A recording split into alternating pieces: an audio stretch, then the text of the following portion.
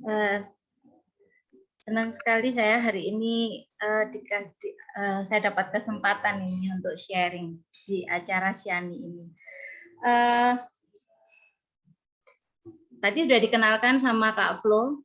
Jadi saya ini seorang foodpreneur. Saya seorang foodpreneur. Saya sudah 19 tahun menjadi seorang foodpreneur. Kemudian saya juga food and beverage trainer. Jadi setiap hari saya berkutat dengan makanan, harus trial resep setiap hari. Jadi bagi saya pekerjaan saya dengan apa yang sebaiknya saya lakukan sebagai seorang penyintas diabetes ini ya berseberangan sebetulnya. Akhirnya inilah yang membuat saya tertarik untuk belajar intuitive eating. Nah, seperti itu sih.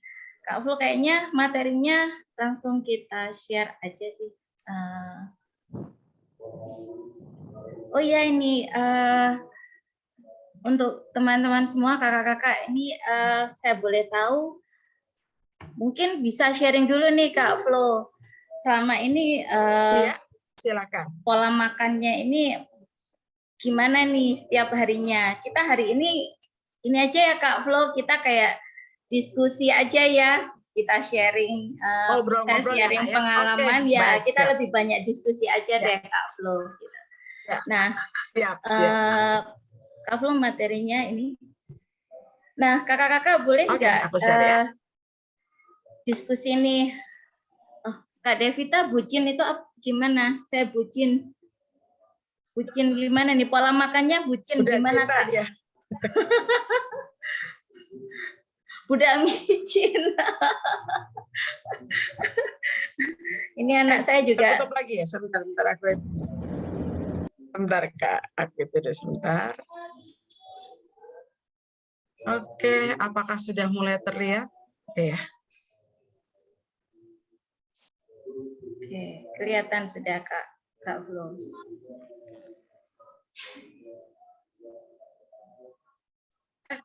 Aduh, mati lagi. Maaf Kak, maaf. Ya. Baik, saya. Oke, Kak Santi, silakan. Kak, ininya Kak ya, Flo. Ini saya lebarin dulu, Kak.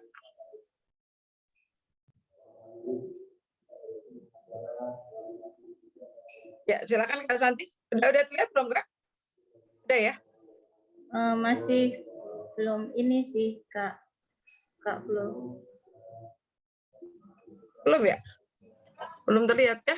Ya, udah? Sudah. Nah, ya hari ini kita mau cerita nih intuitive eating. Teman-teman boleh di chat selama ini. Apa sih yang teman-teman ketahui tentang intuitive eating ini? Kita coba di chat, diketik di kolom chat. Intuitive eating ini apa sih yang teman-teman ketahui tentang intuitive eating ini? Pola makan saya seenaknya padahal saya DM. Darah tinggi juga. Sama ya. Oke. Ya. Ada lagi? Ada lagi. Intuitive eating ini seperti apa sih yang mungkin teman-teman ketahui? Makan secara sadar, Kak James. Secara sadar, oke. Ya. Kak James, ya.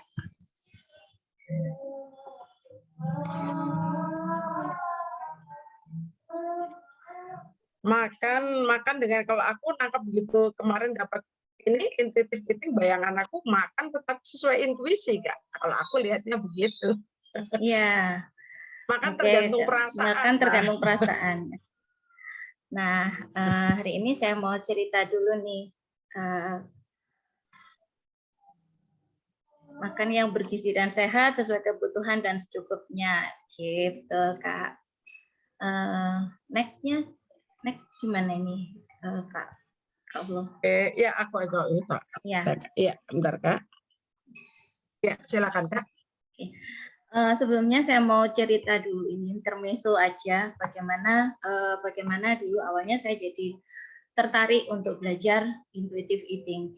Saya didiagnosa diabetes tipe 2 itu sejak tahun 2015 dan saat itu tahun 2016 yang paling parah sehingga saya HbA1c saya sudah 10, kemudian saya sudah harus pakai insulin.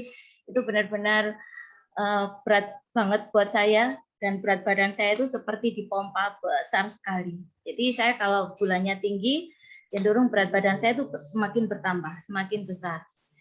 Kemudian tahun 2017 akhirnya saya memutuskan saya belajar pola makan keto, di mana banyak teman yang mengatakan bahwa keto ini yang paling tepat kalau kita ini sakit diabetes.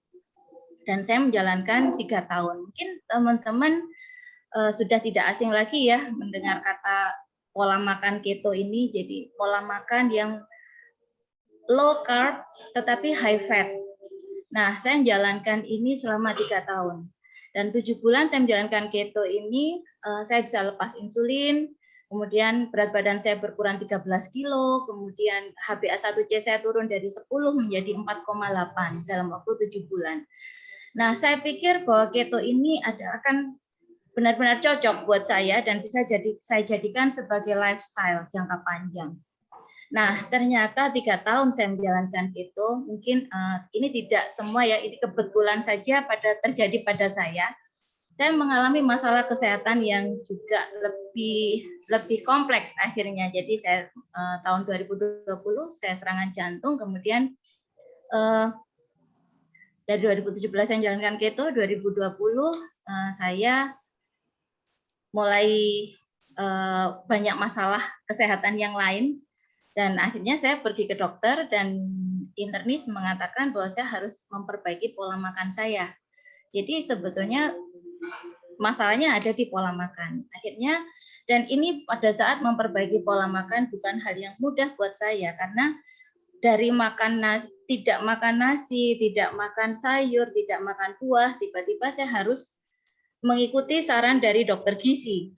Jadi saya harus makan nasi, saya tetap harus makan sayur dalam jumlah yang menurut saya itu cukup banyak, sampai saya nego-nego sama dokternya, boleh nggak dikurangin gitu, karena saya merasa sangat berat, pencernaan saya terutama, saya merasa tidak bisa menerima makanan-makanan ini dan ini berlangsung cukup lama. Kemudian karena ditambah lagi juga ini benar-benar masa paling berat buat saya karena saya juga di saat itu saya harus banyak trial resep karena untuk kepentingan sebagai seorang food beverage trainer gitu ya. Saya cukup bingung bagaimana saya harus mengatur makanan untuk diri saya sendiri. Dan akhirnya saya ketemu ini intuitive eating ini, saya belajar intuitive eating ini dan sampai sekarang alhamdulillah walaupun sudah tidak keto tetapi HbA1c saya terakhir kemarin saya cek masih 4,8. Nah, jadi saya merasa saya nyaman, saya merasa bahagia, saya tidak tersiksa karena mungkin teman-teman sebagai mungkin ada yang juga mengalami masalah kesehatan terutama diabetes ini, orang sakit diabetes itu rasanya pengen makan, terus rasanya semua itu pengen dimakan, kemudian rasanya itu nggak enak juga, pengen makan, habis makan terus gulanya naik, badannya jadi nggak enak, seperti itu. Nah, next Kak Flo. Bagi saya itu belajar makan itu sangat menarik, karena makan itu adalah proses yang kompleks gitu ya. Mungkin kalau teman-teman lihat, saya seringkali share makanan-makanan saya di Instagram, kadang di Facebook, itu juga saya sharing. Saya suka share foto-foto makanan saya gitu ya. Makan itu sangat menarik karena prosesnya ini kompleks. Karena tidak hanya kita ini hanya melibatkan indera pengecap, tetapi juga kita dipengaruhi oleh pikiran sadar dan bawah sadar. Dan inilah yang membentuk perilaku makan setiap orang. Jadi menarik sekali dari belajar makan ini. Next Kak Flo. Nah, kalau kita lihat saat ini kebiasaan makan kita ini kebanyakan orang saat ini makan dalam jumlah besar. Terutama karena memang bisnis makanan yang sudah mulai menjamur, kemudian media sosial, postingan-postingan ini, makanan ini kan kadang-kadang memang membuat kita tergiur ya, jadi pengen makan. Nah, ditambah lagi kalau kita makan mungkin di fast food, seringkali menawarkan paket hemat, harga lebih ekonomis, kemudian supaya dengan harga yang lebih ekonomis, tetapi dalam jumlah yang lebih besar. Contoh nih, kalau kita misalkan mau beli minuman ya, ditanyain mau nambah yang jadi lebih banyak enggak, dengan harga yang mungkin jauh lebih ekonomis. Nah, akibatnya kita seringkali tertarik dan kita jadi makan dalam jumlah yang besar. Kemudian kita ini jadi makan lebih sering. Karena mungkin setiap hari kalau kita lagi lihat-lihat Instagram gitu, foto-foto makanan, itu jadi kita membuat tergiur, jadi kita lapar mata, tiba-tiba aja pengen makan gitu. Kemudian karena saat ini semua orang jadi sangat sibuk, jadi rasanya meluangkan waktu hanya untuk berhenti makan, itu kadang-kadang tidak semua orang. Kadang-kadang mereka makan itu sambil beraktivitas, nggak tahu itu pegang HP atau sambil ketik di laptop atau mungkin juga sambil ngobrol.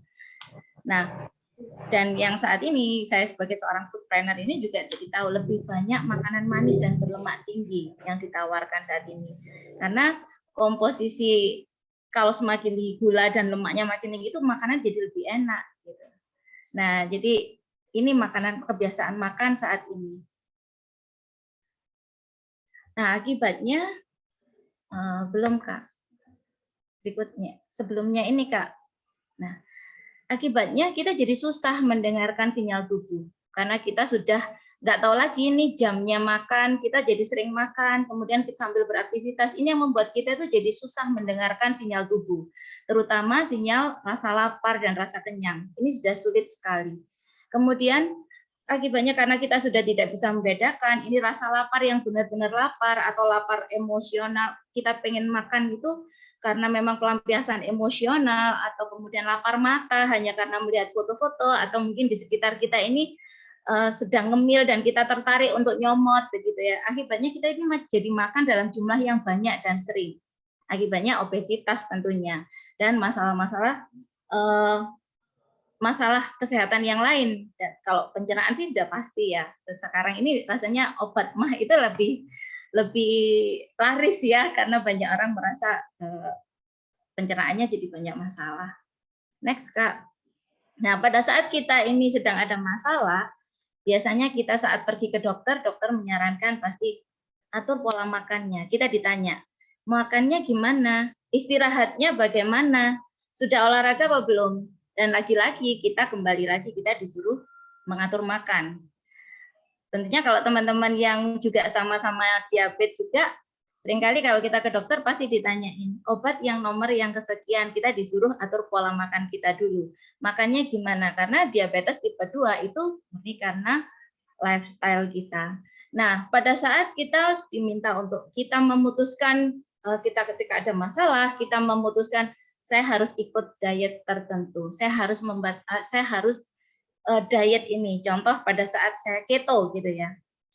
Saya merasa bahwa ini adalah sebuah solusi. Gitu. Kalau saya diabetes, saya harus keto. Nah, pada saat keto ini, otomatis kan kita ini lebih banyak makan yang berlemak.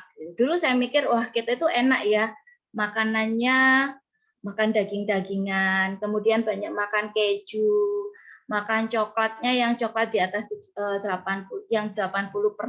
itu enak banget. Terus banyak kita minum pakai whipping cream gitu, jadi banyak butter. Saya merasa wah ini diet yang enak ini gitu. Nah, saya pikir di awal-awal semangat, tapi kemudian kan kita juga harus minum VCO, makan lemak yang baik. Jadi seperti VCO, olive oil gitu. Kalau mungkin sehari, 2 hari itu nggak ada masalah buat saya. Saya merasa nggak ada masalah. Sehari, 2 hari, 3 hari, seminggu saya sudah mulai berusaha untuk tutup hidung kalau minum VCO, sudah mulai enak. Kemudian lama-lama sudah 1 bulan saya lihat botol VCO aja udah enak. Gitu. Nah, yang dulu di awal bayangan saya makan daging-dagingan itu enak, ternyata semakin lama menjalankan pola makan keto ini, saya makan 1 potong ayam aja nggak habis. Karena merasa enak sekali makan. Dan sehari saya hanya makan sekali akhirnya karena merasa tidak tahan. Nah, pada saat kita ini dibatasi makanan, kemudian kita menganut pola makan yang boleh ini dan tidak boleh yang itu, kita lama-lama mengalami kejenuhan. Kita tidak tahan, akhirnya kita kepingin cheating. Awalnya iseng-iseng ya, nyoba sedikit. Semakin kita ini cheating, kok nggak ada masalah. Akhirnya lama-lama kita pengen makan yang dalam jumlah besar. Tanpa kita sadari, kita ini nahan, lama-lama kita jadi makan dalam jumlah yang sangat besar. Nah, ketika kita makan dalam jumlah yang sangat besar ini, muncul perasaan, kita jadi merasa takut, gelisah, aduh, saya tadi nyesel kenapa saya kok makan ya, kenapa kok seperti ini ya, apalagi kalau kemudian saat habis makan dalam jumlah banyak, kemudian kita mengalami ada alarm nih dari tubuh, kepalanya pusing, aduh nyesel deh saya tadi makan dalam jumlah banyak, nyesel deh saya tadi begini, coba saya bisa mengendalikan diri dengan baik. Akhirnya muncul lagi perasaan kita menjadi janji, besok saya akan memulai diet yang baru lagi. Saya akan memulai hari lagi dengan baik. Saya pokoknya akan berusaha mengendalikan diri saya supaya saya tidak cheating lagi. Saya mau lebih disiplin. Pernah ngalamin seperti itu? Nah, sehari kita kembali lagi ke pola makan diet, kembali ke pola makan. Terus ini siklus ini berulang hingga suatu hari kita sudah mengatakan kayaknya diet ini udah nggak cocok deh. Kayaknya kita ini lebih cocok kalau kita makan tertentu. Misalkan kita habis dari keto, kita coba mungkin yang ini yang sering orang dengar ya, maksudnya yang umum ya, habis keto, coba deh DEBM lebih enak loh, pindah lagi DEBM, ternyata berat badan saya kok naik ya DEBM, ini kayaknya juga nggak cocok, pindah lagi seperti itu. Nah, kita hanya sekedar karena masalah berat badan dan sebagainya. Next, Kak Flo. Nah, saya tertarik dengan quotes yang dari Alice dan Evelyn ini, bahwa hanya kita sendiri yang tahu apa yang kita butuhkan untuk tubuh kita, dan kita adalah orang yang paling ahli atas diri kita sendiri. Nah, dari sinilah, next Kak, kebetulan saya juga belajar intuisi juga dari Kak Fiona. Saya menganggap bahwa intuitive eating ini, saya merasa bahwa intuitive eating ini bisa dijadikan pola makan pribadi saya. Karena saya lebih mengerti makanan yang ini cocok apa enggak dengan tubuh saya. Makan yang ini apakah akan membuat saya alergi atau tidak. Makanan yang ini bisa membuat gula saya naik atau tidak dari pengalaman-pengalaman ini. Dan akhirnya saya putuskan untuk saya belajar intuitive eating ini. Next, Kak. Nah, makan itu menurut Kamus Besar Bahasa Indonesia, makan itu adalah proses memasukkan sesuatu ke dalam mulut, kemudian kita itu mengunyah dan menelannya. Jadi ini makan. Kemudian intuisi adalah ide atau gagasan yang muncul dari seorang individu tanpa didahului dengan analisis yang disengaja. Jadi ini pola makan berdasarkan intuisi. Nah, intuisi ini next Kak, Flo.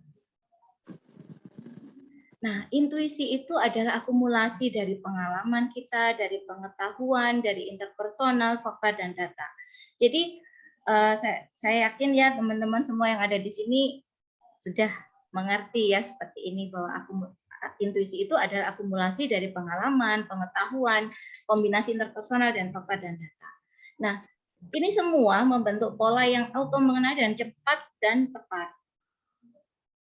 Jadi, seperti tadi ya, pikiran bawah sadar kita ini 80% keputusan-keputusan kita ini dipengaruhi oleh pikiran bawah sadar. Jadi kita itu kadang refleks begitu. Lagi next Kak Flo. Nah, intuisi ini kabar baiknya adalah kita ini bisa melatih. Kalau seperti hanya menyanyi, mungkin kita lahir tidak ditakdirkan nih punya talenta dengan suara yang sangat bagus. Tapi bukan berarti kita nggak bisa menjadi seorang penyanyi. Kita bisa menyanyi dengan baik kalau kita terus berlatih gitu ya, teknik menyanyi dan sebagainya. Dan ini bisa dilatih akan bisa jadi lebih baik. Intuisi juga sama. Mungkin ada orang mengatakan, saya ini masa sih saya nggak kuat, intuisi saya ini kurang kuat. Nah, tapi kita bisa melatihnya. Semakin kita latih, kita semakin tajam untuk mengenali intuisi ini. Next, Kak Flo. Saya kecepatan nggak ya menjelaskan bicaranya, Kak Flo? Agak itu aja agak dikurangin, Kak. Agak dikurangin ya. Dipelanin. Dipelanin. Bukan suaranya. Bukan suaranya loh ya. Agak dipelanin ya. Oh iya. Nah, kalau misalnya ada yang mau tanya, silakan langsung aja di chat, diketik di chat, nggak apa-apa. Nanti biar bisa langsung tanya, tiba-tiba ada pertanyaan. Ya, Kak Santi silakan. Nah, intuitive eating ini sebetulnya sudah lama ya, sejak tahun 95. Ini dikenalkan oleh dua orang diet, namanya Alice dan Evelyn Tripoli. Nah, intinya intuitif ini membawa kita itu kembali pada cara makan kita yang alamiah saat kita dilahirkan. Nah, pada saat kita muda, mungkin waktu sejak kita kecil, kita ini sudah sampai kita muda, itu kita kalau makan ya hanya pada saat kita lapar. Dan kita berhenti hanya pada saat kita ini makan. Kita kenyang, pada saat kita kenyang. Nah, tapi semakin lama kita ini sebetulnya dilahirkan itu kan sudah tahu kapan harus berhenti, kapan harus makan. Nah, begitu juga hal-hal yang mungkin bisa membuat kita itu merasa terpuaskan dengan makanan itu kita sebenarnya juga sudah tahu. Nah, tapi semakin lama kemampuan kita ini untuk mengenali internal wisdom kita ini menjadi berkurang karena pengaruh-pengaruh dari mungkin keluarga, kemudian dari mungkin kita melihat keluarga yang pola makannya juga banyak banget gitu ya. Kemudian kita mungkin melihat teman, kita berteman dengan orang-orang yang makannya banyak, itu juga bisa menjadi mempengaruhi habit kita. Nah, inilah yang akhirnya dengan intuitive eating ini kita berusaha mengenali diri kita sendiri, kita mendengarkan sinyal yang diberikan oleh tubuh kita sehingga kita kembali pada cara makan yang alamiah saat kita dilahirkan. Next, Kak Flo. Ini prinsip intuitive eating ini teman-teman mungkin bisa juga nanti bisa lihat, cari, ada banyak sekali di kalau bisa googling bisa. Jadi prinsip-prinsip yang dijalankan di intuitive eating itu ada 10. Jadi yang pertama menolak mental diet. Jadi diet ini kan kita ini pasti tujuannya adalah Kak James tanya intuisi bisa gagal makan secara alamiah ketika kita dalam keadaan stres. Bagaimana mengatasinya? Oh, oke. Nanti di yang berikutnya jawabannya ada. Ya. Kita ini menolak mental. Yang pertama prinsipnya menolak mental diet. Jadi diet ini kan tujuannya kita ini berarti didorong untuk yang namanya diet. Berarti biasanya kebanyakan adalah untuk mengurangi berat badan.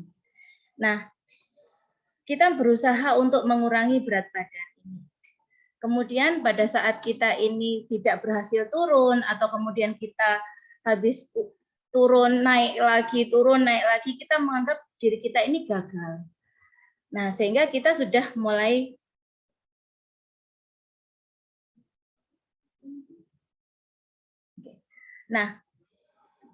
dari Kak Agus ya, nanti kita Kak Flo gimana? Kita jawab sekarang atau gimana Kak Flo?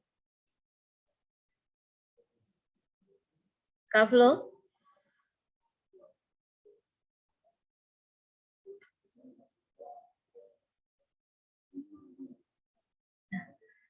Kak, oke lanjut dulu aja ya. Kak Flo tadi 10 itu? Sorry. Aku mundurin lagi ya, Kak. Iya. Ya, oke, Kak. Nah, jadi kita ini menolak mental diet seperti tadi sehingga membuat kita itu tidak bahagia. Sorry. Ini lompat lagi. Ya. Kemudian kita menghargai rasa lapar. Jadi kita berusaha mendengarkan apakah tubuh kita ini benar-benar lapar secara fisik, memang secara fisik ini kita butuh makan, ataukah kita ini hanya pada saat sedang emosional sehingga kita itu kebanyakan kita ini pada saat marah atau mungkin kita pelampiasannya juga kebanyakan juga ke makan. Jadi ini emotional eating ataukah memang lapar yang benar-benar dimunjuk sebagai tanda bahwa kita memang waktunya makan gitu. Nah, kenapa kita perlu menghargai rasa lapar ini? Pada saat kita diet, banyak orang beranggapan semakin kita lapar itu semakin kita ini bagus. Wah, ini pasti semakin berkurang kalorinya karena kita jadi makan lebih sedikit gitu ya. Sehingga kita menjadi berusaha nahan lapar malah. Nah, padahal tubuh semakin kita ini menahan lapar, kita menjadi semakin ingin craving gitu. Jadi kita semakin kepengen, semakin kita berusaha menolak, kita saya nggak boleh makan, saya nggak boleh makan, ini belum jam makan saya. Nah, itu semakin lapar kita, semakin kepengen makan. Nah, jadi kita di sini di prinsip intuitive eating ini kita mendengarkan sinyal tubuh. Apakah ini benar-benar rasa lapar yang benar-benar lapar secara fisik ataukah emosional aja. Nah, dan kita jadi tahu kapan saatnya tubuh kita ini benar-benar saatnya makan. Kemudian berdamai dengan makanan. Berdamai dengan makanan itu jadi kita ini misalkan nih kita ini saya contoh nih saya pada saat keto gitu ya. Keto itu saya tidak boleh makan nasi misalkan. Saya tidak boleh makan nasi. Nah, pada saat saya sendirian mungkin saya bisa sangat mudah ngerem gitu ya. Tetapi ketika saya ini makan bersama teman-teman dan kebetulan makan yang kita pakai sambal, makan sambal itu kan nggak enak kalau nggak pakai nasi gitu ya. Nah, kalau makan cuman mungkin daging ayam aja, ayam goreng yang mungkin kita tinggal cocol-cocol sambal nggak enak. Nah, pada saat kita melihat, semakin kita melihat nasi putih, kita ngomong, saya nggak boleh makan nasi putih, saya nggak boleh makan nasi putih, kita semakin jadi kepengen. Nah, tapi ketika saya boleh makan sedikit aja batasnya. Nah, saya makan sedikit, dan itu justru saya malah nggak kepengen makan dalam jumlah besar. Gitu. Jadi, berdamai dengan makanan. Jadi kita boleh makan, tetapi sebatas mana. Kita tahu tubuh kita ini sebatas mana kita bisa nerima. Kemudian semua makanan itu baik. Nah, ketika kita diomongi kita nggak boleh makan ini, kita nggak boleh makan itu, kita semakin kepengen malah, semakin kepengen mencoba makanan ini. Pada saat orang diabetes gitu ya, saya bercerita karena pengalaman saya sebagai seorang diabetes warrior ya. Pada saat saya diabetes, saya tuh suka banget yang namanya makan durian. Tapi tentu semua pasti tahu ya kalau orang diabetes itu nggak boleh makan durian, nggak boleh makan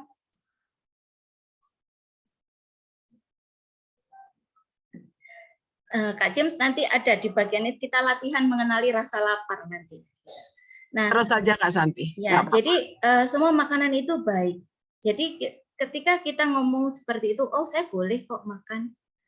Makan ini boleh, tapi sebatas mana? Tentu saja kita nggak nanti bukan blind intuitif ya, kita nanti kita terus harus belajar. Kita nggak blind intuitif. Jadi kemudian kita melihat bahwa makanan ini baik. Saya boleh makan durian dan saya merasa saya cukup makan satu. Kalau misalkan saya sedang gula saya sudah waktu ini sudah sangat baik, saya boleh makan 2. Dan itu sudah cukup, walaupun di depan saya ada sangat banyak durian, saya dikirim tetangga gitu ya. Saya cukup makan 2 dan saya dengan penuh kesadaran saya berhenti. Dan saya nggak kepengen lagi ketika besok ada orang buka durian lagi, saya udah nggak kepengen lagi begitu. Kemudian menemukan faktor kepuasan. Jadi ini yang menarik kita pada saat makan. Kita ini contoh nih kita ke Pizza Hut gitu ya, kita makan di pizza. Kalau orang diabetes itu kan lebih baik kita mengurangi tepung, kita mengurangi karbohidrat ya, gula gitu ya. Nah, sehingga kita berusaha ya sudah saya mau makan yang lebih sehat ya, saya makan salad aja. Kenyang sih, tapi kita nggak puas dan kita jadi malah semakin kepengen makan gitu. Nah, jadi kita boleh makan yang kita inginkan karena tubuh kita ini tahu kapan kita ini kenyang dan kita ini merasa puas. Kita nggak hanya kenyang aja. Kemudian menghargai rasa kenyang. Jadi nanti di bagian akhir kita belajar untuk menghargai rasa lapar dan menghargai rasa kenyang. Gimana rasa kenyang ini. Nah, kemudian mengatasi masalah dengan kebaikan. Jadi seperti ini tadi yang bertanya tentang emosional, Kak James kalau nggak salah ya. Nah, pada saat kita ini sedang ada masalah, ini untuk saya pribadi, saya bercerita pengalaman saya, Kak James. Pada saat saya sedang marah seperti itu, saya cenderung diam dulu. Saya cenderung diam dan saya akhirnya cari pelampiasan dengan makan. Sehingga berat badan saya itu dulu gede banget gitu ya.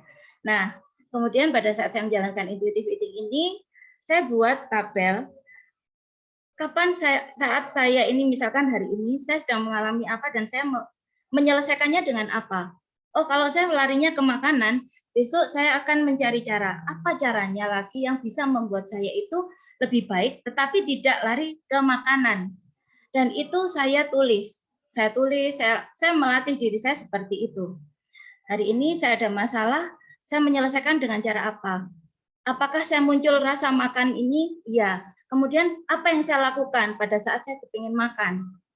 Seperti itu. Nah, ini rutin saya lakukan, saya membuat tabel ini, dan lama-lama saya mengerti. Dan akhirnya saya jadi tahu, oh kalau begitu pada saat seperti ini, saya harus bagaimana supaya saya tidak lari ke makanan. Lama-lama tubuh itu kita ajarin. Gitu. Kalau ada masalah berarti kita harus kemana, supaya kita tidak hanya mencari pelampiasannya di makanan. Seperti itu yang saya lakukan. Waktu itu saya baca bukunya juga dari Menaklukkan Diabetes, itu bagus banget, itu bukunya dari Harvard University. Jadi itu bagaimana kita mengelola emosi kita yang supaya kita melampiaskannya itu tidak dengan makanan. Itu kita membuat jurnal. Nah, kemudian menghargai tubuh. Jadi kita itu tidak memaksa diri kita ini bahwa oh saya intuitive eating ini tujuannya saya mau mengurangi berat badan atau saya harus gula saya itu harus tetap di bawah 100 misalkan. Saya tidak memaksa tubuh saya. Pada saat karena kayak misalkan faktor gula kita naik itu tidak hanya dipengaruhi oleh faktor makanan saja gitu ya. Mungkin kemarin karena kita flashback lagi, istirahatnya bagaimana. Kemudian apakah saya cukup olahraga? Apakah saya cukup bergerak kemarin? Nah, makanan apa yang saya makan itu saya berusaha ingat kemarin tadi saya setelah makan 2 jam setelah makan gula saya sampai seperti ini. Tadi makan saya seperti apa? Dan itu tidak saya ulang. Kalau misalkan saya makan di luar, berarti makan di luar itu seperti apa? Oh, makan di luar seperti ini. Tapi saya tidak sangat keras dengan tubuh saya bahwa misalkan pada saat gula saya tinggi, saat selesai makan, saya tidak marah dengan tubuh saya hargai tubuh saya seperti itu. Kemudian bergerak yang menyenangkan, rasakan perbedaannya. Jadi ini yang menarik di intuitive eating ini. Saya kebetulan orang yang tidak suka berolahraga sebetulnya. Nah, saya tidak suka berolahraga sebetulnya, tetapi di intuitive eating ini daripada kita tidak bergerak itu bukan berarti kalau kita ikut di prinsip diet gitu ya, kita kan harus olahraga, kita harus mengurangi kalori dengan cara membakar fat dengan cara olahraga. Nah, di intuitive eating ini kita bergerak yang menyenangkan dulu. Kita merasa nyaman dulu. Boleh dengan misalkan hanya sekedar stretching, kemudian kita mungkin pakai bandnya pilates gitu ya, yang tidak terlalu berat yang membuat kita itu malah menjadi mungkin tubuh kita terus jadi sakit, terus kita jadi marah. Yang penting kita senang dulu. Baru nanti pelan-pelan, oh ya kita terus mengajari pikiran sadar kita bahwa oh kalau seperti ini kita perlu latihan otot. Latihan otot pun tidak perlu dipaksa. Jadi pelan-pelan saya cuma pakai botol air mineral yang 600 ml itu. Yang penting saya bergerak, saya tidak punya oh saya harus seperti ini, harus seperti ini. Yang penting saya merasa senang dan saya karena tujuan olahraga ini saya lebih bahagia. Tidak hanya saya membentuk otot, tetapi saya juga bahagia seperti itu. Kemudian Ini menghargai kesehatan. Jadi intuitive eating ini tidak asal semuanya kita bisa makan. Dalam artian, oh kita bisa seenaknya nih makan semuanya, itu enggak. Kita tetap mengajari pikiran sadar kita. Jadi kita perlu berkonsultasi dengan dokter gizi. Jadi untuk tahu sebetulnya kebutuhan gizi kita ini seperti apa sih, Dok? Kebutuhan kalori kita itu seperti apa sih sebetulnya? Kemudian pola makannya seperti apa? Nah, ini yang menarik, saya mungkin cerita di bagian ini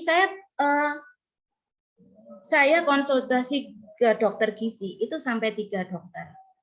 Pada saat pertama kali saya menganggap bahwa pola makannya saya kurang cocok dengan tubuh saya karena saya dipaksa minum susu, sedangkan saya nggak bisa minum susu. Nah, kemudian beberapa pola makan yang meal plan yang dibuatkan dokter ini saya merasa kurang cocok. Pindah lagi, ganti dokter lagi. Saya hanya untuk mengenali kenapa saya nggak bisa ini, kenapa saya nggak bisa ini.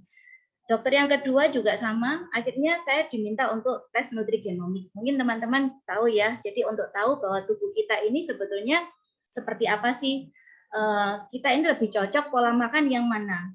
Dan ternyata memang tubuh saya ini lebih banyak harus makan sayur. Harus makan sayur. Tapi permasalahannya saya nggak bisa makan sayur. Nah, disinilah kita tetap berusaha memenuhi nutrisi yang ditentukan dokter ini, tapi kita tidak strict. Misalkan nih, saya harus makan sayur yang berdaun gitu. Tapi di sini saya karena memang tubuh saya ini nggak bisa makan, ada serat-serat yang saya ini nggak bisa. Jadi kayak misalkan sayur, contohnya sawi. Sawi saya nggak bisa nerima. Dan ini dokter saya yang ngajak saya mengenali kemarin makan sayurnya seperti apa. Berarti sekarang startnya harus dimulai dari pumpkin. Pumpkin cuma sekian gram. Besok dicoba lagi gambas. Setelah itu atau oyong itu ya. Oyong coba dicoba. Ini perutnya gimana? Ulang lagi sekarang ganti pakai bayam. Nah, semua saya coba satu persatu, perut saya reaksi enggak. Nah, ini jadi saya enggak yang strict banget gitu. Nah, dan akhirnya saya menemukan bahwa oh saya harus makan sayur, tetapi sayur yang ini saya tidak bisa. Jadi saya tidak memaksa tubuh saya harus makan yang berdaun hijau, misalkan sawi, kangkung, saya nggak bisa. Jadi saya masih makan yang berdaun itu hanya bisa bayam, seperti itu. Begitu juga mungkin ada beberapa yang mengatakan sayur itu yang baik dimakan mentah. Tubuh saya nggak bisa juga. Jadi saya hanya bisa makan sayur yang dimasak. Begitu. Next, Kak. Kak Flo. Nah, ini yang seringkali orang salah paham tentang intuitive eating ini. Kita ini boleh makan apapun sepanjang waktu. Nah, ini enggak juga gitu. Jadi kita tetap memperhatikan ketika kita ini makan sepanjang waktu, jadi kita boleh misalkan nih pengen meat. Oh, berarti boleh dong tubuh kita tuh pengen makan pizza nih. Oh, kita boleh makan es krim ini sebanyak-banyaknya. Tubuh saya maunya seperti itu, gitu ya. Misalkan seperti itu. Nah, ini yang kita seringkali lupa bahwa kita ini tetap harus mengajari pikiran sadar kita supaya kita ada awareness-nya ini juga kita ajarin gitu. Jadi kita tahu bahwa oh saya cukup makan pizza itu sepotong sekian. Contoh misalkan juga pengen makan pisang gitu. Dulu saya beranggapan bahwa yang namanya buah itu nggak ada masalah. Saya kemarin ada seorang teman juga yang diskusi masalah makan, dia bilang dia ngotot saya itu sudah makan sehat, saya banyak makan sayur, saya banyak makan buah, saya sudah tidak makan nasi, bla bla bla, tapi gulanya waktu saya cek 400 lebih, gitu. Padahal dia masih minum obat. Gitu. Nah, dia bilang saya sudah nggak minum gula sama sekali, saya pakai gula diet gitu ya, saya tidak. Pokoknya saya benar-benar sudah hidup sehat. Saya makan sayur dan buah. Nah, jadi ketika lapar dia akan makan buah. Ketika lapar akan makan buah. Ketika lapar dia makan buah karena beranggapan bahwa buah itu sehat, gitu ya. Nah, padahal enggak juga. Kayaknya sepele ya buah ini. Padahal gula kalau kita belajar juga tetap belajar bahwa gula ini buah ini masih mengandung fruktos dan ini langsung diserap tubuh. Kemudian kayak contoh makan pepaya. Pepaya kalau apalagi dimasukkan kulkas itu enak banget kan, dimakan siang-siang gitu ya. Nah, tapi kita hanya boleh makan itu sebatas apa? Hanya 5 potong. Begitu. Nah, jadi tetap kita mengajari pikiran sadar kita. Jadi kita banyak membaca. Pisang berarti kadar gulanya sekian, glikemik indeksnya sekian, berarti saya hanya boleh makan seberapa banyak. Nah, itu kemudian intuitif itu hanya tentang rasa lapar dan rasa kenyang. Jadi bukan tentang rasa lapar dan rasa kenyangnya, tetapi kita lebih peka mendengarkan mendengarkan sinyal yang diberikan tubuh bahwa kita memang lapar, benar-benar lapar secara fisik kita, bukan lapar emosional. Dan kita harus berhenti. Orang kenyang itu kan kalau kenyangan juga nggak enak banget kan gitu ya. Nah, jadi kita kapan di saat itu kita mendengarkan sinyal tubuh kita ini supaya saya berhenti makan sebelum terlalu kenyang gitu ya. Kemudian tujuannya dari intuitive eating itu adalah weight loss. Bahwa pokoknya saya menjalankan intuitive eating ini, saya berarti bisa kurus nih, saya bisa makan semau saya, dan akhirnya saya bisa weight loss. Nah, ketika kita tujuannya adalah weight loss, malah justru kita sudah keluar dari prinsip intuitive eating ini. Kita jadi lebih strength dengan lebih keras dengan tubuh kita gitu. Sudah malah kita tidak mampu mendengarkan lagi, kita sudah akan bergeser dari prinsip-prinsipnya ini. Nah, intuitive eating ini sama dengan mindful eating.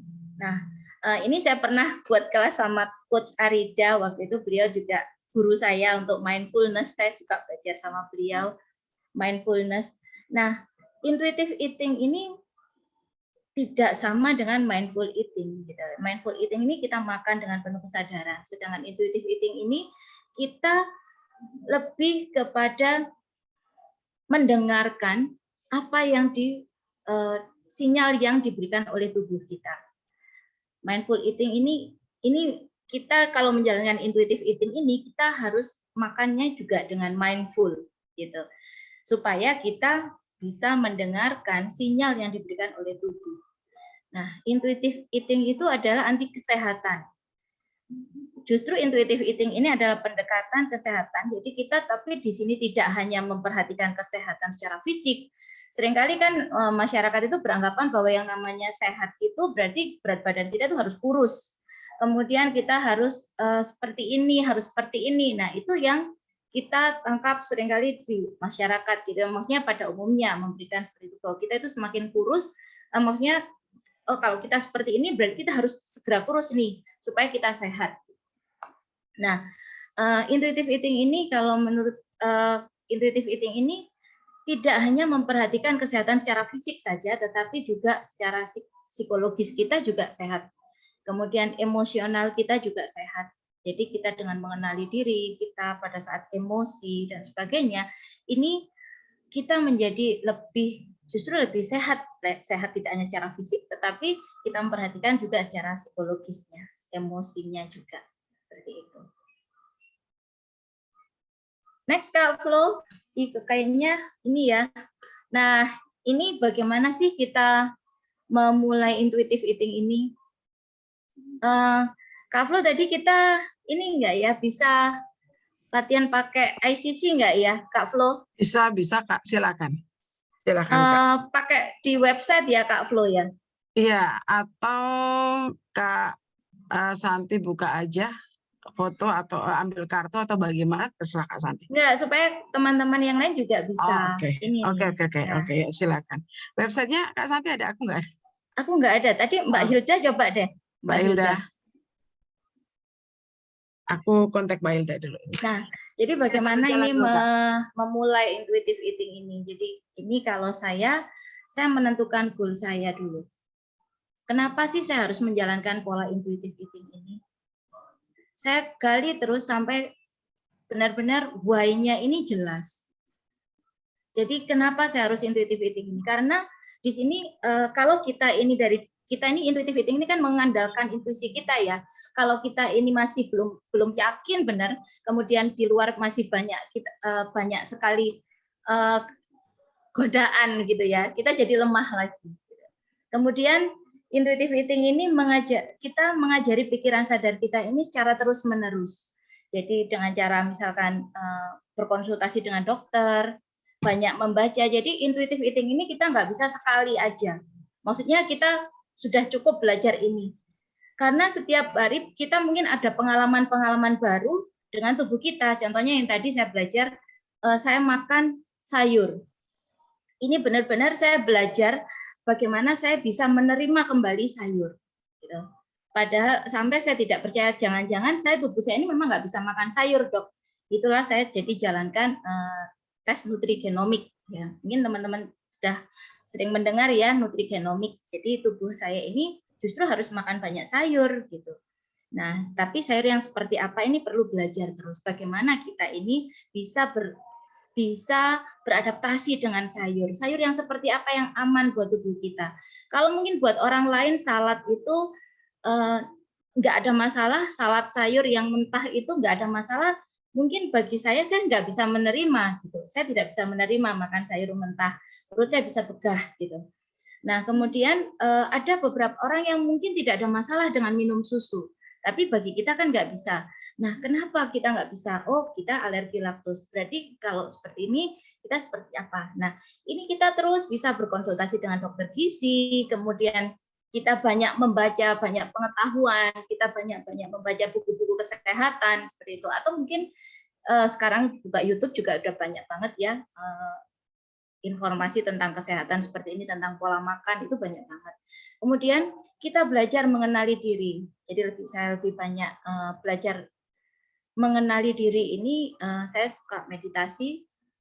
Kemudian saya mengenali emosi-emosi yang muncul. Kemudian cara mengatasinya bagaimana ketika emosi yang seperti ini muncul.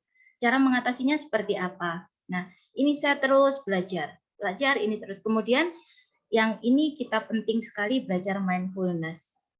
Kita nggak mungkin bisa menjalankan intuitive eating ini tanpa kita makan dengan mindful. Kita makan dengan mindful, kita pelan, kita rasakan setiap. Ketika kita makan dengan mindful, yang tadinya kita pengen makan cukup banyak, gitu, jadi cukup sedikit sudah berhenti. Jadi kita belajar mindfulness ini penting sekali. Jadi ini kalau saya pribadi, cara saya mengawali intuitive eating ini dengan seperti ini. Next, Kak Flo. Nah, teman-teman kalau misalkan mau praktek, kita coba ya. Ini kita coba bagaimana tentang mengenali rasa lapar. Nah, pada saat tadi ada yang tanya ya, Kak Flo, siapa yang tadi ya?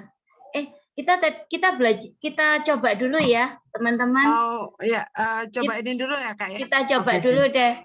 Nah, teman-teman setelah belajar intuitive eating ini, insight apa sih yang didapat? Boleh diketikkan di chat.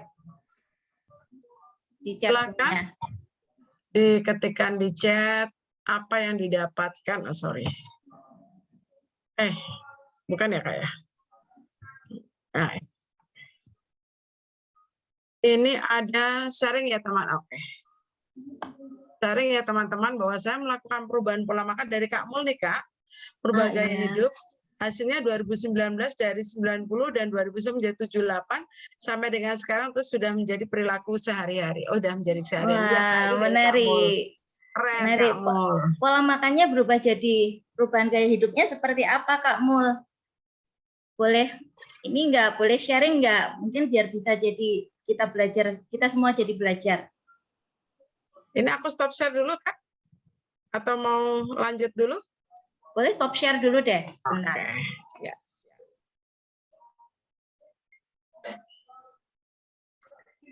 Nah, Kak Mul boleh sharing gimana caranya? Waktu itu menarik sekali ya, dari 90 jadi 78. Yes. Malam teman-teman semua. Malam, Kak. Yes. Kak Floren, apa kabar, Kak? Baik, kita ketemu lagi di sini. Luar biasa. Iya, kita ketemu lagi ya, Kak ya. Ya, gini teman-teman. Saya 2011 memang itu yang paling berat lah, 90 kilo. Nah, tahun 2000 saya mulai melakukan perubahan sih sebenarnya 2015. ketika itu memang sudah merasakan bahwa beban saya terlalu berat karena saya naik 7 lantai, udah ngos-ngosan ya gitu loh. Jadi saya harus melakukan sesuatu. Nah, apa yang saya harus lakukan berarti kan, saya berarti harus mengurangi apa yang asupan saya makan, apa yang masuk dan apa yang keluar. Itu saya udah sadari. Jadi saya harus melakukan keseimbangan. Yang kedua, saya harus melakukan exercise. Dan itulah berjalanlah dengan proses jatuh bangun lah sekitar 1-2 tahun. Olahraga pun saya langsung melakukannya, tapi on off ya. Nah, memang sih itu harusnya dilakukan secara bertahap. Misalnya contoh lah ya, waktu sebelum 90 kilo saya makan 3 kali sehari. Makan nasi maksudnya, makan sarapan, siang, dan makan malam. Nah, saya udah mulai kurangin tuh, yang tadinya porsinya makan sarapan pagi 1, udah setengah bertahap. Pagi terus saya lakukan selama 1-2 bulan. Kemudian makan siang saya kurangin lagi karbonya. Terus dilakukan secara bertahap. Sebentar ya. Ayo, buat.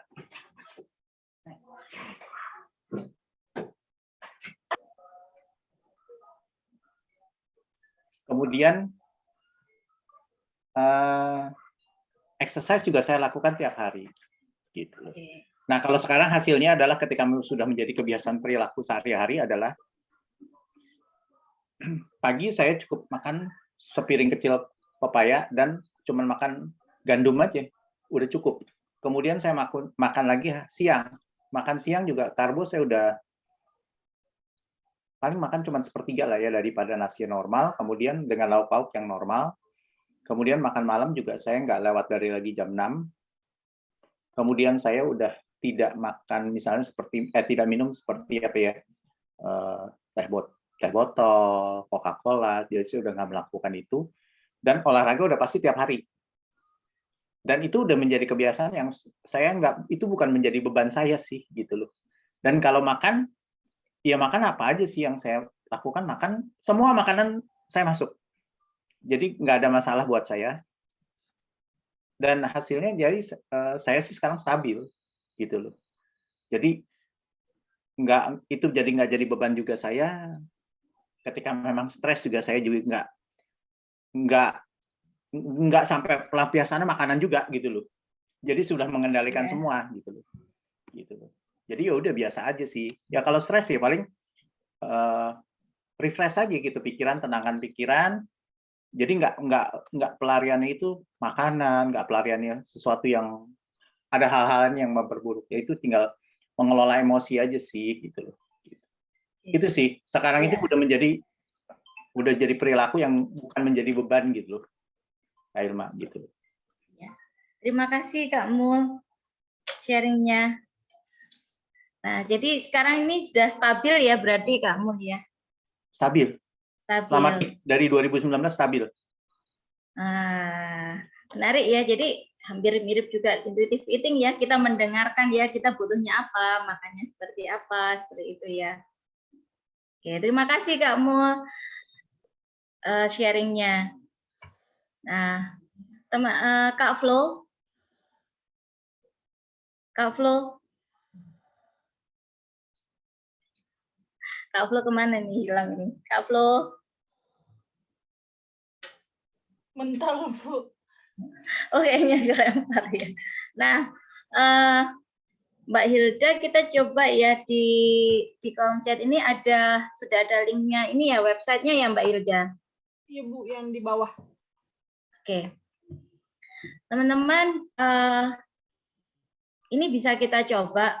Kita main pakai intuitive coaching card. Sudah ada yang di sini semua sudah tahu ya, intuitive coaching card ya sudah pasti ya. Nah, intuitive coaching card ini ada linknya di kolom chat. Jadi teman-teman nanti bisa buka di sini. Kita pilih satu. Jadi kita mainnya.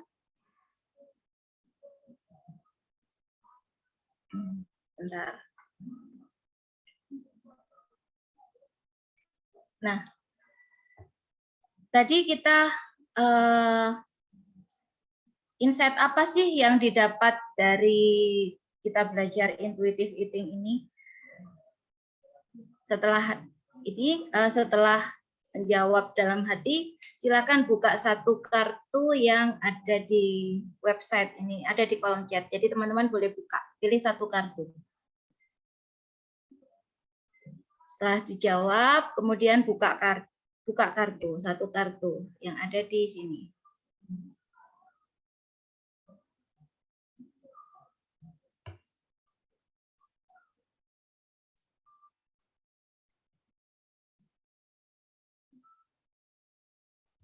Sudah ada yang buka belum?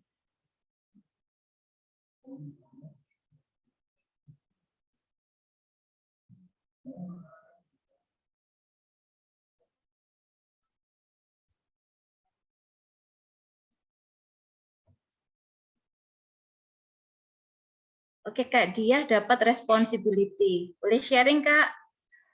Insight-nya, Kak, dapat kartu responsibility ini. Jadi mungkin harus lebih bertanggung jawab dengan pola yang sudah diambil saat ini. Maksudnya entah pola makan, lifestyle atau apapun. Kartunya kok kebetulan responsibility, kemudian ada gambar tanaman, plant based. Jadi ya jangan makan aneh-aneh deh kalau bisa memang yang balance gitu, seimbang. Oke, terima kasih Kak Dia.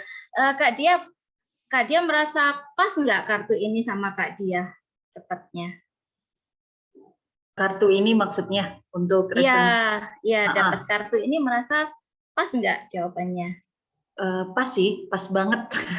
Kalau sebenarnya kalau untuk kelulusan di mana pelatihannya memang belum ikut-ikut banget, tapi memang saya sering banget ikut kelas-kelasnya Coach Fiona dan ini manfaat banget. Tapi semoga saja untuk bisa segera ikut pelatihannya, masih membagi waktu. Dan ini amazed banget sih, tiba-tiba ngebuka responsibility di mana memang ini sedang merubah pola makan sejak di bulan Oktober kemarin dan ke badan juga jauh lebih enak. Betul sekali seperti yang dibilang oleh Bu Santi, bahwasannya setiap dokter pun juga akan menyarankan kadang begini, kadang begitu, tapi listen to yourself, listen to your body. Jadi apa yang bisa masuk ke tubuh kita gitu. Jadi responsibility artinya buat saya adalah berarti ya kamu harus bertanggung jawab lagi dengan apa yang udah kamu kerjakan saat ini karena ini resultnya udah bagus gitu, kurang lebih Bu Santi. Ya. Terima kasih Kak Dia. Sama-sama. Terima kasih. Nah, Kak Coach Arida dapat PIS. Coach Arida boleh dong sharing? Halo. Halo, malam Coach Arida. Malam, bentar ya aku nyalain kamera, tadi udah selesai pijet. Halo semuanya. Halo, iya. Halo Kak Santi. Ya, Coach Arida. Ya, aku dapat kartu PIS, gambarnya orang laki-laki sedang meditasi ya. Apa namanya? Yang aku dapat di situ sih waktu lihat kartunya tuh memang berdamai gitu ya, berdamai dengan pikiran, dengan badan gitu. Jadi apapun dietnya atau apanya namanya, mau dietnya intuitif, mau dietnya ini itu, yang penting tuh damai rasanya menjalaninya gitu, kayaknya gitu deh. Nah, saya lagi menjalani intermittent fasting nih, Mbak Santi. Ya, karena kemarin itu sempat punya habit ngemil. Ngemil sampai akhirnya nggak pernah ngerasain lapar ya, karena ngemil terus. Nah, jadi waktu puasa itu kan tadi ada kan menghargai lapar gitu kan. Terus jadi sebetulnya kan normalnya tuh ada tuh laparnya. Ini waktu ngemil dulu itu nggak ada tuh laparnya. Jadi kenyang terus ya. Karena ada aja kan, maksudnya ada aja cemilan gitu. Nah, terus dengan apa namanya? Terus saya juga banyak dengar sesuatu yang baru gitu di YouTube, salah satunya itu maksudnya ngemil itu nggak baik gitu ya, karena artinya insulinnya tinggi terus ya Mbak Santi ya, tinggi terus jadinya akhirnya akan naik terus tuh berat badan gara-gara tinggi kayak gitu. Memang berat badan saya kok merambat naik gitu kan. Tapi nggak sampai bahaya sih. Tapi heran aja nih kenapa nggak bisa turun. Oh, pantesan ngemil mulu soalnya. Nah sekarang jadi yaudah deh aku coba intermittent fasting gitu ya di situ. Memang apa namanya jadi menikmati gitu, kayak puasa itu kan jadi menikmati juga rasa laparnya. Waktu buka puasa jadi menikmati juga kan, dari lapar Iya. ke kenyang gitu kan. Itu yang apa yang akhirnya kayaknya memang ingin kembalikan jam makannya tuh teratur gitu. Memang nggak puasa yang dari jam berapa tuh, jam 4 sampai jam 6 enggak sih, tapi lebih kayak misalnya makan 2 kali aja gitu. Makan tuh makannya juga tadi itu jam 10 sampai jam 11 misalnya. Makan biasa. Udah gitu udah nggak ngemil sama sekali, cuman minum. Nah, nanti jam 7 makan lagi sampai jam 8. Jadi ya apa namanya, laparnya ya lapar normal ya, lapar yang gitu, bukan yang puasa yang sampai cuma makan sekali gitu, aku enggak sih. Rasanya kayak maksa ya kalau misalnya cuma sekali makan gitu, kayak aduh, udah deh yang ini aja deh, yang normal aja, tapi ada jam makan gitu. Dan ternyata memang badan bisa diajarin ya, bisa dilatih. Karena kemarin tuh sempat misalnya tadinya makan misalnya jam 8, jam 12, jam 1 tuh lapar gitu. Oh, ini jam makan siang nih tadinya gitu kan. Kan ternyata kayak gitu. Nah, terus tapi begitu didiemin sejam lapar didiemin aja gitu. Udah nggak lapar lagi, nanti jam 3, jam 4 tuh dia hilang sendiri gitu. Laparnya itu. Jadi nih memang badan memang bisa dilatih. Saya maunya jam berapa sampai jam berapa tuh bisa gitu. Nah, terus kalau memang jenis makanan tuh kalau yang namanya gula gitu ya, gula tinggi, kayak minuman bergula segala macam tuh dari kesehatan emang nggak baik ya. Jadi apa namanya, selain itu saya juga jaga supaya apa namanya, karena ibu saya meninggal karena kanker ya. Nah jadi ternyata gula itu makanannya kanker.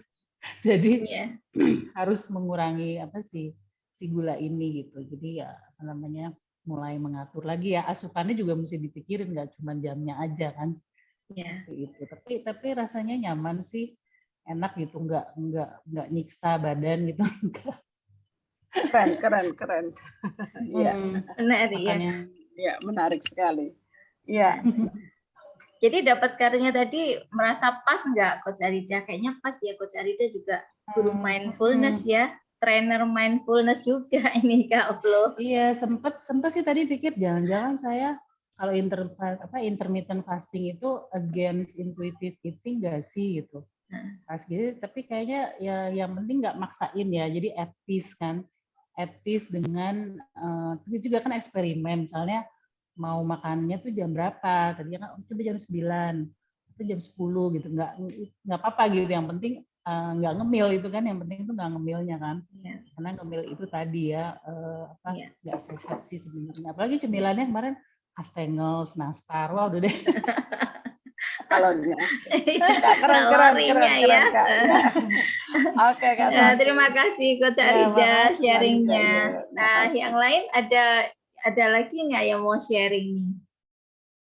Ada yang main kartu tadi dapat kartu apa? Mungkin mau sharing. Oke. Mungkin satu lagi ya Kak. Iya, Santi, satu lagi. Ya, silakan. Sebelum tadi ada tes lapar tadi ya Kak Santi. Iya, Nah, Kak Mujiono sekarang jadi lebih sehat ya. Amin. Terima kasih. Ya, makasih. Sambil nunggu Kak Flo, aku baca pertanyaan tadi ya Kak ya. Maaf, ini tapi aku nggak bisa share screen karena aku tadi barusan keluar Kak. Mbak Hilda, mungkin aku bisa di co-host lagi. Oke. Udah Bu Flo. Udah, oke, ya siap. Aku share yang tadi ya Kak Santi. Iya, oke. Ya, siap. Nih, harus disable participant screen. Nggak bisa ya, Mbak? Bu Flo, ya. Bentar lagi ya. Aku japri ya, Udah kok, udah coba lagi Bu Flo. Oh, Kak Uswatun ini kayaknya mau sharing nih, Kak Uswatun. Dapat new fase ya ini ya? Kak Uswatun.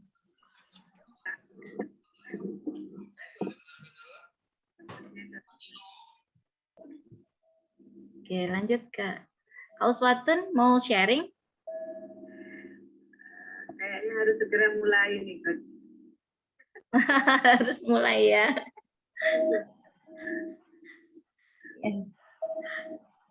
Menarik nggak Kak? Silakan. Ya. Oke.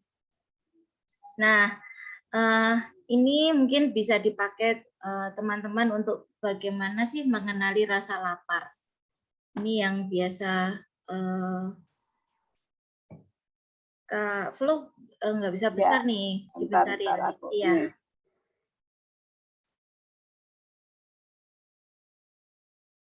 Belum bisa nggak apa-apa Kak sambil. Oke, udah. Ya, silakan Kak. Nah, ini kita berusaha mengenali rasa lapar. Itu kita ketika ada rasa lapar ini muncul, kita cek. Ada skala rasa lapar ini dari angka 0 sampai 10. 10 itu paling lapar banget. 0 ini nggak lapar, gitu ya. Skala rasa lapar ini untuk tahu pada saat kita muncul rasa lapar, aku kok lapar ya? Atau kita lagi pengen makan nih. Sebetulnya aku ini lapar nggak sih? Gitu. Jadi kalau saya lebih senang self talk gitu ya.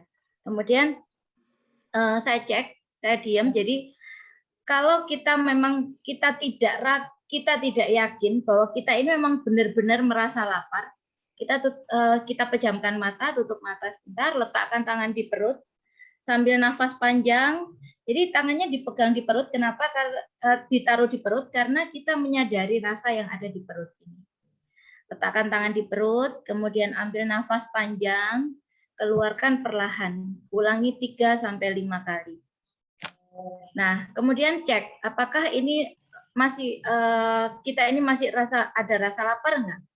Nah, kita cek ini lapar atau haus karena otak susah membedakan antara lapar dan haus. Nah, ini yang saya cerita yang menarik kemarin.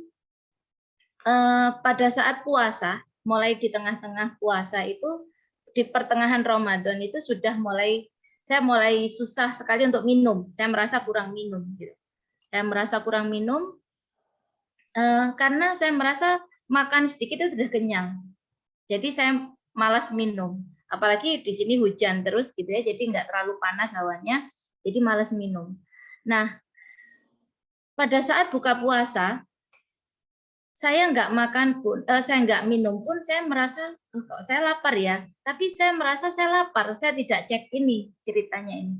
Akibatnya sampai setelah Lebaran kemarin pada saat selesai mudik, badan saya merasa sakit sekali. Nah ternyata bukan masalah yang lain, hanya karena saya kekurangan dehidrasi yang berkepanjangan. Nah, setelah setiap harinya minum air putihnya banyak, sakit yang ada di tubuh ini juga perlahan juga ikut pergi gitu. Nah, jadi ini kita untuk ngecek karena otak ini nggak bisa membedakan mana lapar dan mana haus. Nah, pada saat kita selesai ulang 3 sampai 5 kali, kita cek apakah ini lapar atau haus. Itu dengan minum segelas air. Kita minum air 1 gelas. Kita diam lagi, cek lagi skala laparnya dari angka 0 sampai 10. Di angka berapa kita ini rasa laparnya? 10 paling lapar, 0 yang tidak lapar. Jadi kita cek skalanya di angka berapa. Nah, kalau masih ternyata laparnya masih di angka 7 nih misal, atau di 6. Kita cek kapan terakhir makan. Nah, kalau misalkan kita baru makan 2 jam yang lalu, berarti sebetulnya kita masih belum lapar itu. Atau mungkin 1 jam. Nah, ini yang menarik ketika kita makan tidak dengan mindful, kita kadang-kala naruh piring 5 menit aja, kita sudah kerasa lapar. Ini yang saya alami dulu. Jadi makan itu sambil cepet-cepetan, apalagi kalau saya misalkan sedang trial resep gitu ya, di dapur begitu, saya lupa makan, jadi makan itu sambil bekerja. Saya nyendok, saya sambil kerja. Saya nyendok lagi sambil kerja. Nah, ini yang membuat saya merasa saya nggak kenyang, gitu ya. Jadi sampai lupa kapan sih saya terakhir makan gitu. Jadi baru naruh makanan itu udah kelaparan. Kemudian kita cek lagi. Kalau ternyata memang sudah 3 jam, sudah memang waktunya makan atau belum. Kalau misalkan, oh ternyata 3 jam, oh ya berarti ini lapar fisik. Jadi kita perlu makan gitu. Memang tubuh kita butuh makan gitu. Kemudian kalau rasa laparnya ini masih terlalu kuat, kembali lagi jeda 3 nafas. Lalu self talk, kenapa saya ingin makan? Berusaha kenali emosi yang mengikuti rasa lapar ini dan rubah cara berpikir kita. Kalau ini misalkan ternyata ini karena kenapa saya ingin makan ini? Oh iya, saya habis marah, saya jengkel, saya kecewa seperti itu. Nah, jadi ini tahapan-tahapan untuk mengenali rasa lapar. Ini yang saya lakukan. Jadi nggak langsung lapar, langsung ting kok pengen makan, langsung makan gitu ya. Jadi ketika lapar, jadi ceknya seperti ini. Butuh proses kan, akhirnya lama-lama terus jadi ngerti. Nah, ini untuk awal-awal aja sih, lama-lama jadi bisa kok membedakan ini lapar secara emosi, karena emosional, ataukah lapar memang benar-benar memang tubuh kita butuh makan. Ada yang ditanyakan nggak di sini? Ada yang mau ditanyakan? Oh ini Kak Mul tanya, Kak Santi saya makan by waktu jam 5 sampai 6, 12, 18. Ya. Nah, nggak apa-apa Kak. Saya pun juga seperti itu. Jadi kalau misalkan kalau saya memang pada saat dokter mengatakan setiap hari saya harus makannya seperti apa, di jam berapa itu saya tahu tubuh saya oh jam sekian berarti saya harus makan. Makan pagi saya komposisinya seperti apa? Makan siang komposisi saya seperti apa? Makan malam seperti apa? Nah, tapi ada kalanya saya merasa masih sangat kenyang dan saya nggak kepingin makan. Jadi saya nggak akan makan kalau seperti itu. Tapi biasanya memang tubuh benar Kak Mul. Jadi di saat kita sudah mengajari di jam-jam tersebut, kita akan rutin kok di jam itu kita benar-benar merasa lapar. Walaupun kita sudah minum banyak air putih, kita jadi lapar. Memang jam yang jadi tubuh sudah sinyalnya ini langsung merespon. Oh ini jamnya makan, langsung tubuhnya lapar. Seperti itu. Itu bagus banget kamu kalau bisa disiplin banget mengatur waktu makannya. Oke, ada lagi? Kalau nggak ada lagi nggak? Nah, kalau nggak ada lagi, kita ke berikutnya. Nah, ini mendengarkan sinyal kenyang. Nah, sama seperti rasa lapar, jadi skala kenyangnya itu kita cek lagi dari angka 0 sampai 10. Nah, ketika kita 0 itu kita masih lapar, 10 itu kenyang banget gitu ya. Masih 0 itu masih kerasa lapar, 10 kenyang banget. Nah, ini pentingnya makan dengan mindful. Kita benar-benar makan dengan pelan. Nah, kita makan itu pelan-pelan, paling tidak makan itu butuh waktu 20 menit, 15 sampai 20 menit. Kalau misalkan hanya 5 menit sudah selesai, biasanya itu masih otaknya masih belum kerasa kenyang. Karena otak itu memberikan sinyal kenyang itu dalam waktu 20 menit. Nah, kalau misalkan kita 5 menit, kok masih pengen ya, ambil lagi, makan lagi. Kemudian pada saat TET 20 menit, kita sudah kekenyangan gitu. Jadi kita makan itu dengan mindful, pelan-pelan, nanti skala 5 atau 6 kita berhenti. Kalau terlalu full perut kan nggak enak juga ya. Nah, ini di apa namanya? Di agama saya juga bilang kita ini makan jangan sampai berhentilah makan sebelum kenyang. Begitu. Kemudian makanan ini disajikan dalam sekali makan. Nah, supaya kita bisa mendengarkan sinyal kenyang dari tubuh kita, itu jangan kita ini jadi kalau makan mungkin teman-teman kalau pas lihat di Instagram saya ada di piring itu sudah saya timbang. Oh, nasi sekian untuk di awal-awal itu memang perlu kita nimbang, lama-lama sudah hafal. Oh, 50 gram itu sekian. Ayam 50 gram itu sekian. Itu lama-lama sudah hafal. Nah, kita makan itu langsung disajikan dalam satu piring. Ada buah, ada sayur, ada lauk protein nabati, ada protein hewani. Nah, ini karbohidrat semuanya sudah kita siapkan dalam satu piring. Mungkin teman-teman pernah memperhatikan kalau kita makan di depan kita ini masih ada ikan bakar yang gede, kemudian ada sayur yang masih banyak, ada tempe goreng yang masih banyak.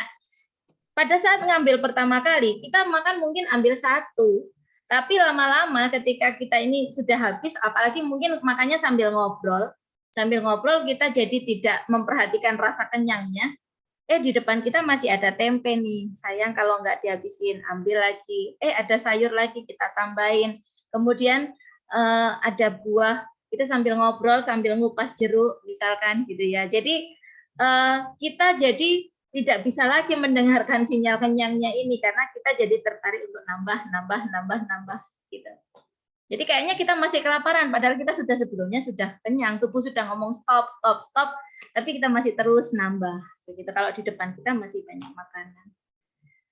Ada yang ditanyakan nggak di sini? Kalau tidak ada, lanjut. Ya. Nah, ini sudah di bagian terakhir, Kak. Ya. Nah,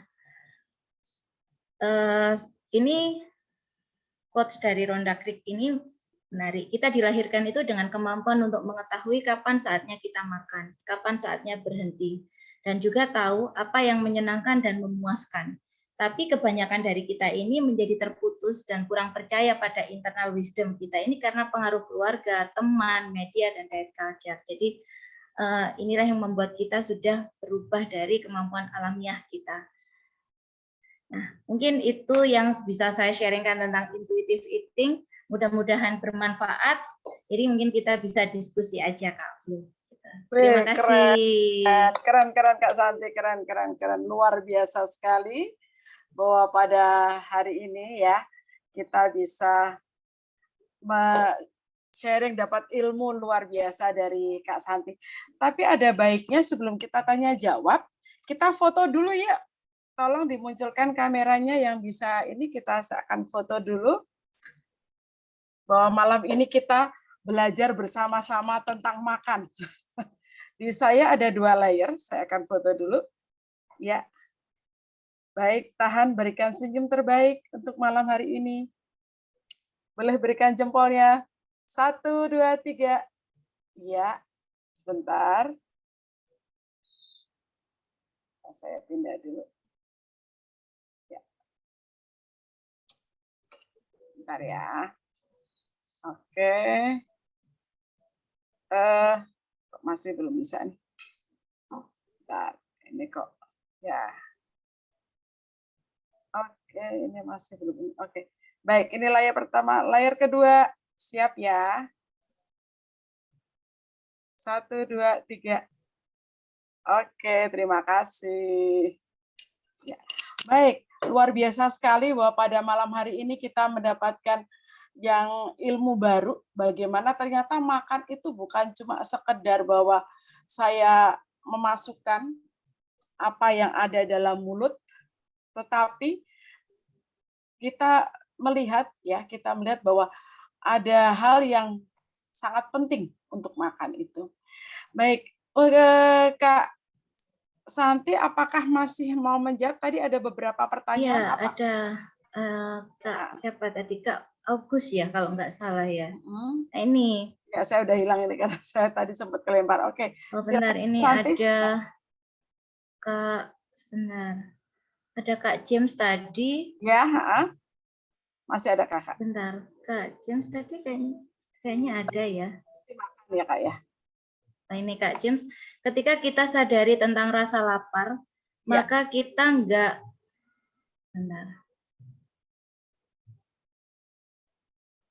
ketika kita sadar tentang lapar, atau mungkin Kak James sendiri yang mau langsung menanyakan Kak James. Mana ini? Kak James ini tadi, intuisi bisa gagal. Oh ini, intuisi bisa gagal makan secara alamiah ketika kita dalam keadaan stres. Bagaimana mengatasinya? Iya ini Kak James. Jadi intuisi ini memang kadang-kala kita ini pada saat marah, sedang emosional atau sedang menghadapi satu masalah sehingga muncul sebuah emosi gitu ya atau stres dengan banyak pekerjaan. Kita memang butuh waktu untuk mengenali intuisi ini. Oh, ini saya makannya ini mengenali rasa laparnya ini. Karena kadang-kadang kalau stres, pelampiasannya kan ke makanan. Nah, kita mengajari pikiran kita, pikiran bawah sadar kita ini bahwa ini loh, ketika ada masalah, berarti apa yang harus saya lakukan yang lebih baik dari hanya sekedar makan, yang bisa membuat diri saya baik. Nah, kita juga perlu sadari kita membangun kesadaran baru bahwa kalau kita makan pada saat stres, itu akan membuat kita ini masalah mungkin juga belum tentu selesai, tetapi berat badan kita jadi bertambah, kesehatan kita juga akan terpengaruh.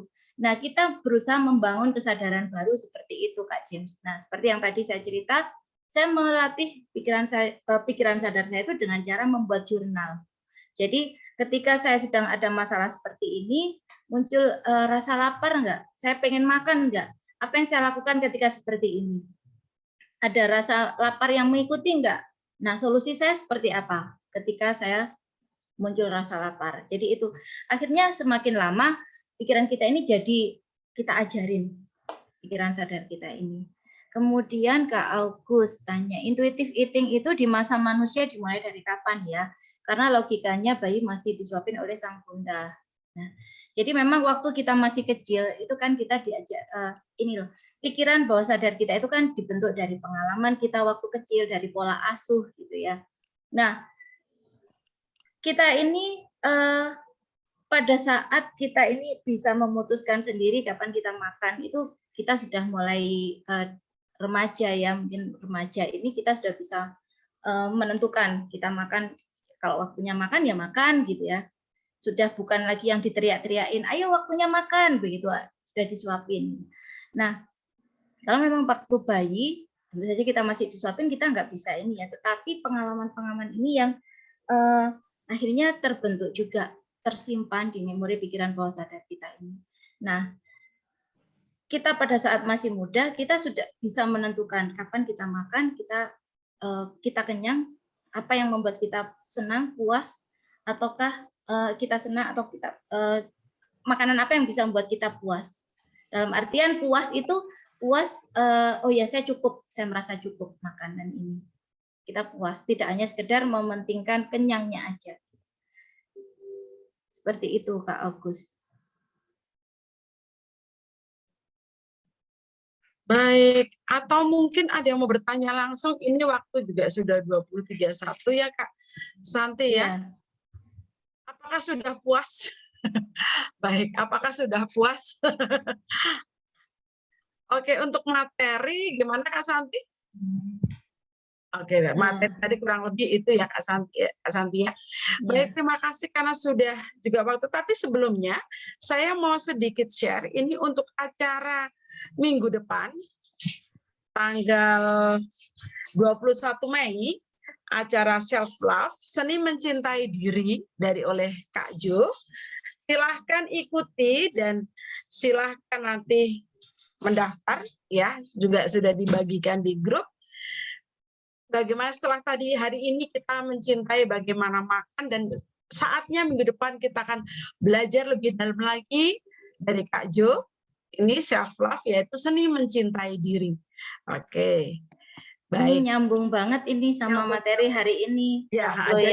Jadi materi minggu depan ini kelanjutan dari hari ini, jangan sampai ketinggalan, jangan sampai lupa, karena pasti bicara cinta pasti itu luar biasa banget ya. Baik, karena sudah malam, saya terima kasih kepada semua yang hadir pada malam hari ini, dan juga terima kasih kepada Kak Santi yang luar biasa. Jadi pada intinya bahwa ketika kita makan, kita menyadari apa yang sedang kita lakukan dengan mindful ya Kak Santi ya.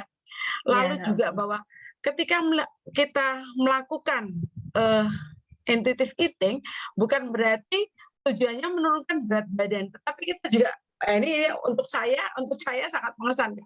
Tetapi saya akan lebih mengenali diri saya, mengenali badan saya, untuk lebih kenal lagi dan bagaimana saya bisa untuk hidup lebih sehat ya Kak ya. Ternyata intuisi selalu digunakan dalam kehidupan kita setiap hari, juga di dalam ketika kita makan dan sebagainya. Luar biasa sekali Kak Santi. Mari kita beri tepuk tangan semuanya untuk Kak Santi ya. Luar biasa sekali. Terima kasih Kak Santi. Saya kadang sering membayangkan bahwa Kak Santi harus juga melakukan intuitive eating, sedangkan pekerjaan dia tiap hari juga makan. Ya, berkaitan dengan makanan Kak. Berhubungan dengan makanan. Jadi kayaknya aduh, kalau saya mau udah nggak tahu deh. Terima kasih sekali ya untuk hari ini. Untuk daftar minggu depan silakan di-share di ini siapa? Untuk acara daftar ya di Mbak Hilda, atau ada di link ya, ada di linknya. Nanti di link ada bit.ly-nya, nanti kita akan umumkan ya. Terima kasih, selamat malam. Dan Terima sampai kasih semua. minggu depan ya. Terima kasih Terima semua. kasih semuanya. Terima kasih Maaf. Kak Santi. Ya, Terima kasih. ada salah dikata dari kita Ya. Terima berdua. kasih Kak Tio, Kak Flo. Terima kasih Ya. Kak Santi, Kak Flo. Ya, terima kasih. Sama-sama. Terima Dadah. kasih. Sampai minggu depan. Sampai ketemu minggu depan ya. Ya. Oke.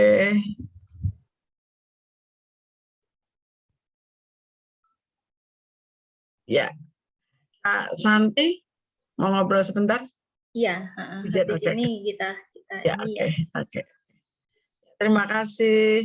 Ini karena bukan punya saya. Atau mau pakai ngobrol pakai ya, itu? mungkin Nggak apa-apa. pakai ininya Kak Flo ya kayaknya. Oke, ya udah kita live meeting ya. Oke. Iya. Terima kasih ya Mbak Hilda. Terima kasih ya Mbak Hilda. Terima Terima kasih kasih Kak Kak Flo. Terima kasih Flo. semua. Yuk, aku izin live juga. Terima kasih sore. Selamat malam semua. Izin N ya.